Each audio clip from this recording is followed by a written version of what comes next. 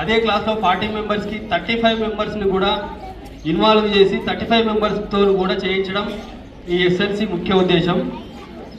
మీరు ఇప్పుడు చూస్తే టోటల్ స్కూల్ అంతా బయటనే ఉన్నారు, అందరూ అన్ని ప్రోగ్రాంలలో ఉన్నారు.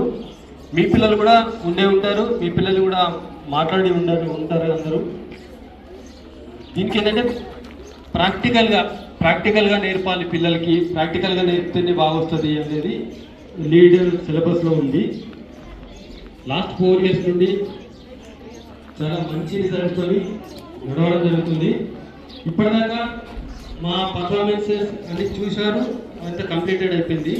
ఇప్పుడు ఏంటంటే పేరెంట్కి మీకు ఎవరైతే పిల్లల్ని మీకు ఏదైనా ప్రాబ్లం ఉన్నదనుకున్న వాళ్ళు సబ్జెక్ట్ వైజ్గా కానీ, ఇంకా బస్సులది కానీ, ఇంకేదైనా టీచర్ సైడ్ నుండి ఏదైనా ప్రాబ్లం ఉన్నదని కానీ వచ్చిన వాళ్ళందరూ మీకు ఏది ఉన్నా కానీ మీ ఎవరైతే కన్సర్న్ క్లాస్ టీచర్ ఉన్నారో క్లాస్ టీచర్ దగ్గరికి వెళ్ళి మాట్లాడండి.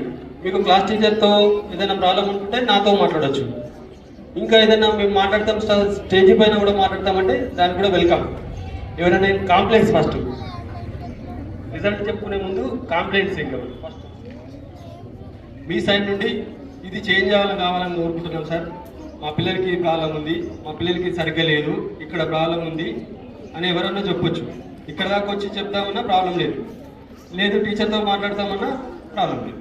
యాక్చువల్గా ముఖ్య ఉద్దేశం ఇక్కడ దాకా వినవడానికి టీచర్ని కంపల్సరీ అండి అని మీకు టీచర్ కాల్ చేసి చెప్పడానికి కారణం ఏంటంటే గడుస్తూ పోతున్నాయి, సంవత్సరాలు గడుస్తూ పోతాయి, ఫీజులు గడుతూ పోతున్నాయి, క్లాసులు చేంజ్ అవుతూ పోతున్నాయి. కానీ పర్ఫార్మెన్స్ లేకుండా ఏదైనా చెప్పొచ్చు, మీరు ఇక్కడ ఏదైనా మాట్లాడచ్చు. మేము డిసివైజ్ కూడా